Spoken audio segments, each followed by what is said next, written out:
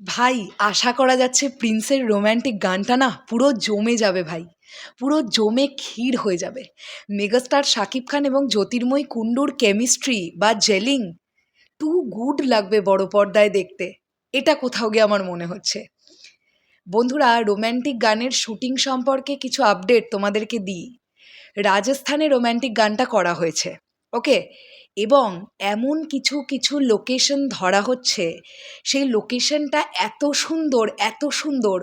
Wide angle বলো, একটু কি বলবো, একটু টাইট শট বলো, বা ধরে নাও যেভাবেই দেখানো হবে, যেভাবেই দেখানো হবে এই গানটাকে, এই গানটা দেখতে প্রচণ্ড ভালো লাগবে, প্রচণ্ড ভালো লাগবে। আর মেগাস্টার শাকিব খান এবং জ্যোতির্ময়ী কুণ্ডুকেও একসঙ্গে দারুণ মানাবে, দুর্দান্ত মানাবে। অ্যান্ড মোস্ট ইম্পর্টেন্টলি এটা তোমাদের বলে দিই, মেকার্সরা এরকম একটা ডিসিশন এখনো পর্যন্ত নিয়ে আছে যে ঈদের আগে তারা এই গানটাকে পাবলিশ করবে। অর্থাৎ প্রিন্স আমরা বড় পর্দায় দেখবার আগেই রোম্যান্টিক গানটা ইন্টারনেটে পেয়ে যাব, প্রিন্স টিম আপলোড করবে।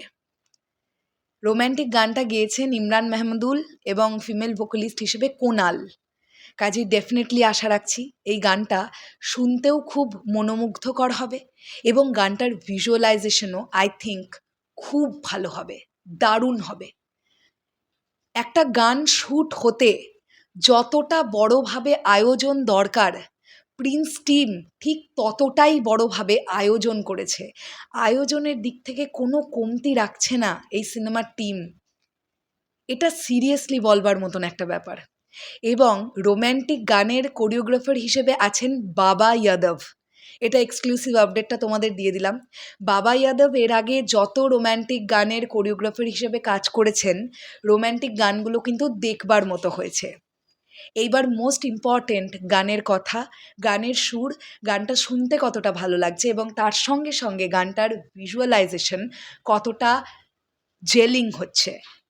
কারণ মেগাস্টারকে কীরকম দেখতে লাগবে এটা নিয়ে আমি কোনো ডাউট রাখছি না। মেগাস্টার শাকিব খানকে দুর্দান্ত দেখতে লাগবে, অ্যান্ড জ্যোতির্ময় কুণ্ডুকেও দেখতে ভালো লাগবে মেগাস্টারের সঙ্গে, এটা নিয়েও কোনো ডাউট নেই।